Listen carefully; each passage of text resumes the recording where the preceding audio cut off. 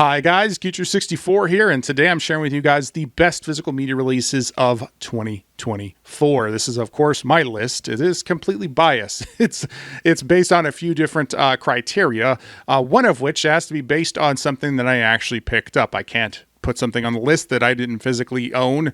So, I mean, that seems kind of obvious, but I'm pointing it out anyway because there's lots of releases that I didn't pick up. A lot of them. I probably picked up 3% of the releases that released here in the year. So that's just important to note. So if something doesn't show up here that's one of your favorite releases, chances are pretty good that I just didn't pick it up. So the second criteria here, the rankings. The ranking is based here on the packaging, the art, the design, the quality of the picture of the movie itself and the audio, and my enjoyment of the movie comes into play as well. So it's a 100% biased list based on not only what I picked up, but also my personal opinion here.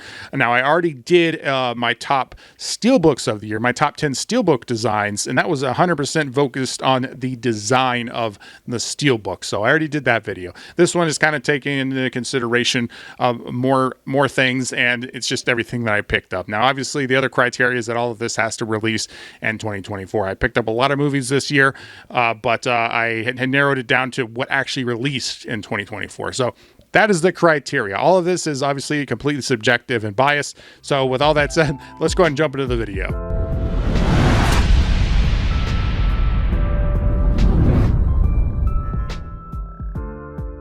All right, coming in at number 20 is Hawkeye. Now, this one released in December. I've only had this one for a couple weeks now. I haven't got around to seeing it. I purposely wanted to get it to watch during the Christmas season. It's a Christmas-themed show.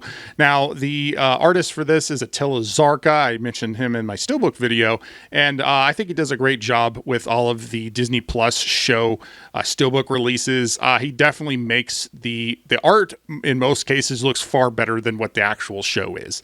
But I really like his art here. The packaging is great. The show's okay. It's to me, it's the best of the MCU Disney Plus shows, I think. I just think it's a fun show. I love the Christmas lights surrounding him. I like how on the back it has them looking down on the city, and the Christmas element is front and center here in the Steelbook. So based on the design and it being a Steelbook, and I actually do like the show, this one comes in at number 20 on my list. Coming in at number 19 is the 4:30 movie. Now, a lot of people have not heard about this. This is actually Kevin Smith's newest movie. You may know Kevin Smith from Clerks and Mallrats and Jay and Silent Bob. I've actually met Kevin Smith, and this is his newest movie. It's okay. I do think it's a lot better than Clerks 3, which I couldn't stand. I'd probably give this one a 6 out of 10 if you like Kevin Smith movies and you like independent movies. I think this is probably something you might enjoy. But I did like the movie, and I really like the packaging. This was an Amazon exclusive and has a VHS Steelbook here, which I think is great. Look at that, mimics it. And then on the back, you've got the little indents there for the reels and a great looking slip here that definitely maintains the 80s vibe in which the era that this takes place. So overall, I was pretty happy with this one. I really love the packaging. Check out my Steelbook video to see where this ranks as far as when I'm just focusing on the design. But anyway, this one's pretty solid. It comes in at number 19 here. Coming in at number 18 is 1982, The Greatest Geek Year Ever. This is on Blu-ray. It released in November. And this is a doc that obviously covers a lot of movies from 1982. Not just geek movies, but also other types of movies as well that I definitely wouldn't classify as geek movies. So 1982 was a good year for film. What is the best year? I don't know. I would have a debate about this, actually. But it was a very solid year, very great year, and it may be the best year in the 80s. It has a runtime of almost 3 hours. There's a lot of interviews here with Keith David. William Shatner shows up, and but the reason why this came to my attention was Robert Meyer Burnett is in this. He has a YouTube channel. I agree with a lot of his Star Trek takes. He's very knowledgeable on Star Trek. Some people may know that he actually produced the Lord of the Rings appendices for the Lord of the Rings extended cuts. And anyway, that's what brought this to my attention, was the fact that he was in the trailer for it. Even thinking about it, it was one of the most transporting movies I'd ever seen. You could certainly argue there were better years for cinema, but there's no greater geek year than 1982. I'd like to do a full review of this at here in January. We'll wait and see how that shows up. But regardless, it's pretty nice. It's got I actually flipped the insert around there, but I really like the slip. It's a really nice release. It looks really good on Blu-ray picture, looks really nice. And yeah, pretty happy with it. I love documentaries, and this made my list. Coming in at number 17 is The Fall Guy. Now, this one released in July. This is the Steelbook of The Fall Guy. I love the design of the Steelbook. It's one of the reasons why this is on my list. I did like the movie. I think it's a good movie. I don't think it's a great movie. I will probably go and rewatch it in the future, but it's not one I'm rushing to rewatch. I think Ryan Gosling and Emily Blunt are great in it, and I love the design of this Steelbook. Really great. The back just hasn't fallen down, but it's definitely the front that has this one up on my list. There's really a lot of cool action scenes on this. Now that I have my 5.1 Dolby Atmos surround sound set up, I'm looking forward to going back and checking out all of the stunt scenes. I'll watch the whole movie, obviously, but specifically I want to see how the stunt scenes play now with proper sound. But I really love the design, and that's what put this one at number 17 on my list. Coming in at number 16 is Severance on Blu-ray. I love it when streaming exclusive shows get physical media releases, particularly when it's stuff on Apple, which not too many people have. So I'm glad this gives people an opportunity to check it out who may not otherwise, because you're getting a physical media release of it. Now, this is a great show, probably one of the best on Apple, if not the best on Apple, besides For All Mankind. I love For All Mankind. But regardless, I'm glad this got a physical media release. No, it's not 4K. They only had the Blu-ray and the DVD option. But regardless, I'm looking forward to checking this out again for the third time. Coming in at number 15 is Planet Earth 3, the 4K. Now, I really like the Planet Earth series. I like the BBC Nature stuff, but particularly Planet Earth and Blue Planet. Planet Earth, the first Planet Earth, was the first Blu-ray that I ever bought and ever watched, was Planet Earth. And then when I got my 4K, Planet Earth 2 was the first 4K that I bought and watched after I got my 4K player. So I've bought this to really demonstrate the new capabilities of the equipment when I've upgraded, and I do like Planet Earth 3. It kind of feels like Planet Earth 2.5. It doesn't quite stand on its own, at least for me so far. I have not finished it, but still really good. Sounds great. All of the atmospheric stuff. I did watch a couple of these since I got my surround sound hooked up, and do really like it. I just like watching this stuff. It's very relaxing. At least it's relaxing when David Attenborough isn't talking about climate change, which he seems to do almost in every episode now. It's like, dude, I'm trying to relax and watch this and learn something and just decompress. Thank you. Leave that in one episode at the end like you used to. The living world is a unique and spectacular marvel. We're going to die! Coming number 14 is a Running Man 4K Steelbook, which released back in February. Another Arnold movie is showing up here on the list. I picked this one up on sale this year. I thought it was a pretty cool looking Steelbook. It is actually a slip. Now, the Steelbook looks completely different, which some people like or don't like, but I think it's okay. I don't mind it at all. Is it a top-tier Steelbook? No, it wasn't in my top Steelbooks of the year, but I do think it's pretty nice, and I like having the slip for it. But the thing why this one made my list isn't just because it's a Steelbook. It's also because the first time I saw this movie was getting the movie and buying it and checking it out. I'd never seen Running Man, and I got together with some friends and watched this, and man, it was a lot of fun. Like it's cheesy. The packaging's great. The movie was a lot of fun, a really good experience watching this. And the picture is great. The picture was amazing. It kind of tricked my eye because I was just like, this feels like a new movie because the picture's so crisp. But the movie's from the 80s. So regardless, I was happy to pick this one up, add it to my collection. And this one definitely made my list, coming in at number 14. Coming in at number 13 is Never Surrender, a Galaxy Quest documentary, which released back in February on Blu-ray. Now, there was another version of this that actually had a slip. I can't remember who released that one. Was it Vinegar Syndrome? I'm not sure which company released it with an actual exclusive slip. But I got this one on Amazon. It was a hassle to get. I pre-ordered it, and then it kept delaying my pre-order, and then it canceled my pre-order, and I had to reorder it and then wait. So other than the actual experience of getting it, the movie was really good. I've actually seen it a couple times. I think it's still on Amazon Prime right now, if you guys are curious and want to check it out. Obviously, a big Galaxy Quest fan. I've talked about it quite a bit this year with the 25th anniversary and all of that. I did not expect to get a physical release of this. I thought this was just going to be stuck on streaming and then eventually go away and then be lost to time, like so many other things that eventually happen on streaming. So very happy this one got a physical media release. There's a few bonus features on here that's exclusive to the Blu-ray release.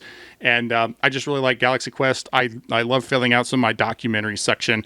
And yeah, this one definitely made my list just based on all of the stuff I just said. So coming in number 13. Coming in number 12 is Twister, which released back in July. This is the Steelbook. Now, I have seen some debate on this release. A lot of people didn't like the Steelbook art, which I can't really blame them. It's not the greatest. I don't think it's as horrible as some people say, but I don't think it's very good either. There's a reason it didn't make my best Steelbook designs of the year. And then some people were talking about the fact that they edited in the green sky, which was not part of the original release. And a lot of people have problems with that.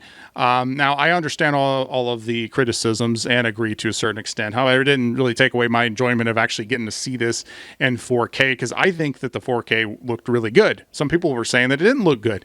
Again, a lot of debate about this release. Twister was the movie that made me want to be a storm chaser when I was a kid, and I hadn't seen it in a couple years. I did buy the Blu-ray a few years back and watched it. I thought it looked okay, but I do think the 4K looked better. And I was happy to pick this one up. A lot of people had problems with the fact that they dropped the pre-order for the Steelbook, and that was the only thing you could pre-order for the first month before they finally released the fact that they were going to do a basic 4K slip. So the release, I think, shook a lot of people and bothered a lot of people on this one, but I still liked it, and it came in at number 12 on my list. Coming in at number 11 is Twisters, which released back in October. This is the Steelbook. From Twister to Twisters. And this sequel actually worked really well for me. I really enjoyed it. It was a lot of fun. It felt like it was, it definitely didn't replicate the first movie, but you could tell that the homages were there, but they weren't in your face. It wasn't like member berries. Glenn Powell is great in this. Obviously you get to see the effects. One of the things, unfortunately, with the original Twister is you can tell some of the effects are dated at this point. They just are.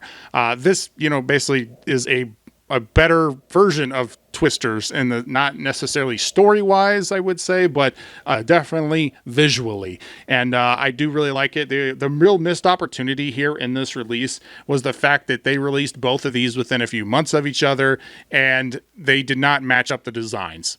This was a massive missed opportunity. You should have made these complementary designs.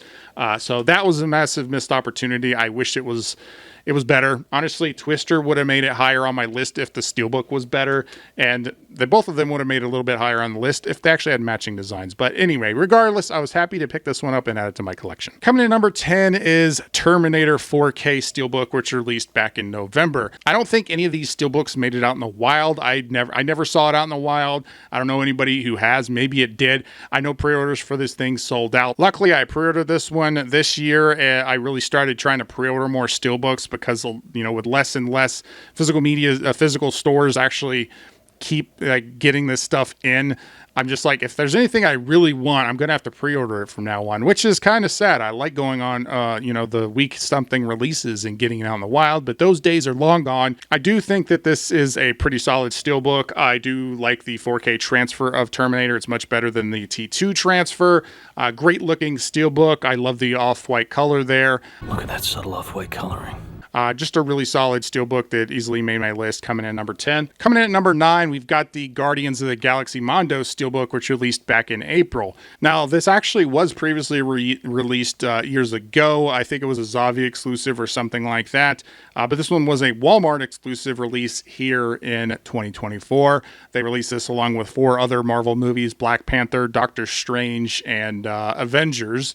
All of them Mondo releases, but I think this one was by far the best one. I do like the design of Black Panther one, but this one I think is really solid.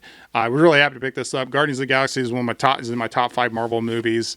A nice little slip there with the little reflective material there. Very happy to add this one in my collection. I'm a big Mondo fan, and I never thought I'd be able to see any more Mondo stuff in stores. Technically, this is a re-release, so I wasn't sure if I should put it on here, but I went ahead and put it on here anyway. Coming in number 9. Coming number 8 is Rambo First Blood 4K Steelbook, which released in April. Now, this Steelbook was originally part of the Rambo Steelbook set. That set goes for I don't know, hundreds of dollars on eBay on the secondary market. That set released back in 2020. I would have liked to have gotten that set, but, I missed out on it, and I'm not paying that much on the secondary market. So I was happy that this got an individual release. They released this one and Rambo Last Blood individually. These are the same steelbooks that were part of that set. You got a nice little slip there. I do like the red and black. I think it pops really well. This one was on my Steelbook, the best Steelbook designs of the year. I think Rambo First Blood is the best Rambo movie. I don't even think it's close. I think the 4K looks really solid. Very happy to pick this one up and add it to my collection, and will get multiple watches in the future. Next up is Deadpool and Wolverine, the Walmart exclusive Blu-ray. This one released back in October. And no, it isn't 4K. I got the Blu-ray. I've got a whole story behind this I won't get into, but needless to say, I went on opening day. I decided to get the Walmart exclusives. I thought it looked the best on the shelf, and I didn't want to pay for the $66 for the Steelbook. Now, it'll get lost to time how Deadpool and Wolverine was charging $66 for their Steelbook. But I'm not going to forget, and that's the reason why I got the Blu-ray. I'm happy with the Blu-ray. The picture quality is sufficient for me. I think it looks pretty nice. My 4K player does a pretty good job of up-converting it. And I just think that this cover art is great. I love the reflective. I thought this was a really solid slip that it came with, and design, a little pop-up there, or pop-out there for the slip, and so I really like it, and I really like the movie. I've actually liked it more on rewatch. I liked it when I saw it in theaters. I liked it even more the second time I watched it, and again, another one that will get multiple plays in the future. Maybe I'll upgrade to 4K, but I'm pretty happy with this one. I'm pretty happy with this pickup. Coming in at number 6 is Andor. This one released back in April. It is a Steelbook. I didn't expect to have this one on my list. I didn't expect to have this one this high on my list. I don't like most of what Disney Plus, or really what Disney's done with Star Wars over the last, they've owned Star Wars for a decade. Like 95% of what they've done, I pretty much hate, to be honest. But I really liked Andor. I didn't watch it when it was on streaming. I canceled my streaming service beforehand. But good word of mouth convinced me to check it out. I checked it out. I really liked it. This is a great looking Steelbook. Again, Attila Zarka does the art for these, and it's just really good there on the back. The speeder bike gives me Shadows of the Empire vibes, and I really like the Rebel symbol. I really like the design, and I think the 4K looks pretty good. The only drawback to this, and what made it drop a couple spots, is the fact that there's no play all feature. This is the type of show that would benefit from being able to sit down and watch it all consecutively. Take out all the titles, take out all the credits, take out everything, and just let you run all the segments together. And that's the way you should watch this. I think it would help a lot of people have problems with the pacing. I think that will help some of the pacing. But regardless, I won't go too much on Andor. Anyway, I'm very happy to pick this one up. I'll always be happy that people convinced me to give it a shot, because they were correct. Coming to number 5 is Dune Part 2 4K, which released back in May. Now that I got my surround sound hooked up, this is one of the ones that is on my I gotta watch this pretty soon, because I'd love to see how the sound is. I've heard lots of good reviews about how the sound is with a proper sound system, so looking forward to that. I think the picture looks great. One of my favorite movies of the year. It is the basic 4K. I did not get the Steelbook. The Steelbook sold out, and I was lukewarm on the design of the Steelbook, but I probably would have gotten it if they had actually made it out into the wild. Ended up getting this on opening day, and like I said, this would probably rank higher if it had a better Steelbook and I actually had the Steelbook. But I really do like the design. Again, the movie's solid, so that drove it way up on my list, and pretty good looking 4K. Coming in at number 4 is Godzilla -1, the Japanese North American release 4K set, which released in September, but I got the re-release back in November. The reason I missed the initial sale when it was sent out back in September was because I wanted to wait and see what the North American releases were going to be. I actually really like the Steelbook design for the North American release. I wish I had an opportunity to get that. It sold out pretty fast. The reason I did not get it was because it did not include minus color. This is the only way to physically own minus color as of right now. Now, in North America. North America, they may release minus color in the future. I've seen some comments of people saying, well, just turn off the color on your set, and then there you got minus color. It's not the same thing. The contrast is going to be different. The movie was specifically corrected to see in minus color, so you can't just turn off the color on the colored version and get the same effect. Now, some people, they may just be fine with that. I'm not, but if you're fine with that, that's fine, I guess. But regardless, I think this is a really solid set. I'm happy with it. I love the texture of the box there. It is a digipack. Comes with a couple books. Now, the books are all in Japanese, unfortunately, and I don't know. I don't really know any Japanese. I've been to Japan, but I was only there for a month, and not long enough to pick up any of the language or anything like that. It is a digipack. Again, this is the only way to get minus color. And the special features, unfortunately, there's a whole special feature disc that has no subtitles. It's all in Japanese and has no subtitles. So that's kind of a disappointment. I wish that they had taken some extra steps to at least give us some subtitles for that. But regardless, I think this is a really solid set. I'm really happy to have this and add it to my collection. It's a premium box set that was exclusively through Godzilla.com. And happy to get it. We're the best Godzilla movie ever made. Probably the best Godzilla movie ever made. Coming in number 3 is Kingdom of the Planet of the Apes Steelbook, which released back in August. I've been a Planet of the Apes fan since I was a kid, so I'm predisposed to liking this, obviously. I did not see it in theaters. I missed it. But when I picked up the Steelbook, I thought that, first off, the Steelbook looks amazing. I think this is one of my favorite Steelbooks of the year. You'll have to check out my best Steelbook designs of the year to see. I love the front and the back. It's based on one of the movie posters. I actually have seen this one twice since I got it, and just like Deadpool and Wolverine, the second time I watched it, I liked it even more than the first time. The first time I just kind of thought it was okay. Like I was like, that's good, but not great. I watched it again. I was like, I like that a little bit more than I did the first time. So the movie I really like. I think the Steelbook design is great. I love the rust around the Steelbook. The 4K looks really solid. I think the effects are amazing, just like all the other Planet of the Apes movies. And really happy with this one. Definitely coming in at number 3 on my list. Coming in number 2, we've got Galaxy Quest, the 4K Steelbook, which released here in December. Again, Galaxy Quest is one of my favorite movies of all time. I mentioned it earlier when I was talking about the documentary. I've done multiple videos here on the channel talking about it, and I'm a big Star Trek fan. So obviously, one of the best Star Trek movies ever made, Galaxy Quest. It's the best non-Star Trek movie ever made. I was hoping that they would release a 4K for the 25th anniversary here in 2024, and they did. And not only did they release it, they gave us a couple different options. We got a nice looking Steelbook here, which is obviously what I went with, and a very reasonably priced $25 for this thing. By Grabthar's hammer, what a savings. Compare that to $66 for Deadpool and Wolverine, or $62 for the Alien Romulus Steelbook. Basically, it's Disney really overcharging you. But regardless, $25 for a Steelbook is unheard of here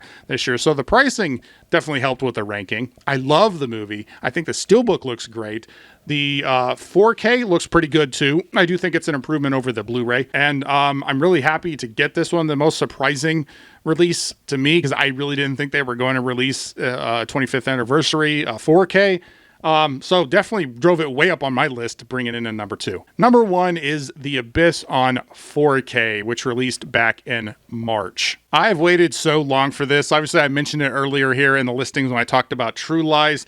I've waited so long for this one. I've wanted a Blu-ray for forever. It bypassed Blu-ray, went to 4K, just like the True Lies release. Now, there was an HD version of the movie that I know was released on streaming, because I remember watching this on streaming a few years back, probably 2021, 2020 timeframe, maybe 2019. It'd been a while since I'd seen it, but I watched an HD version of it on streaming, but it did not have a physical media HD release, and this looks a lot better than the streaming version that I saw, 4 or 5 years ago.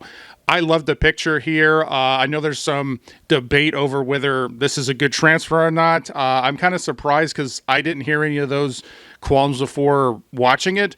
I watched this and I loved it. Like, this felt like a brand new movie to me. It's like I was watching a brand new film. I think it looked amazing. I think it's one of the best 4Ks in my collection and is the best picture quality of the year for me personally. Now, some people like the film grain, and the fact that this removes a lot of the film grain, that bothers people, and I understand that. It's all based on preference. My preference, I think this thing looks great. Obviously, that's why I'm putting it here at number 1. And I do like the movie. I remember watching it on TV when I was a kid. I've owned the VHS, and I own a laser disc, and now they have the 4K sitting right next to it on my shelf. I think the only thing that could make this release better is if it was a Steelbook or if they had a Steelbook option, but I do really like the art for the front, and it's a really nice slip cover, so I'm not complaining about the packaging at all, really. I guess my only complaint is that the sticker does not come off very well. I like having a clean cover, and having the sticker is just kind of an eyesore. I tried to take it off, didn't come off very well, but a pretty light complaint. This is still easily number 1. Good one. Yep, that's a good one. So in my opinion, those are the best physical media releases of the year. Again, it's based on what I actually own. There's lots of stuff out there that I did not pick up. There's lots of boutique label stuff that people like to pick up. I'm not a big boutique label guy.